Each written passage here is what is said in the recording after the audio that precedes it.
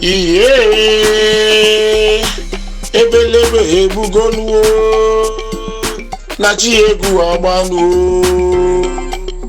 ndị ọma na-ege ntị MC Golden Mouth Bright Achinike kwuru na n'olu ya on the 8th of July 2023 Iwa Igbo Women Association Vienna, Austria na ha ka a bịa nọnyere ha maka mmemme ka a ga-eme ka a na-akpọ Summer Party 2023 ebe ya ga-eme ya bụ mmemme bụ na Goodrich Gasse number 3 to 5 in the 10th district of Vienna, Austria.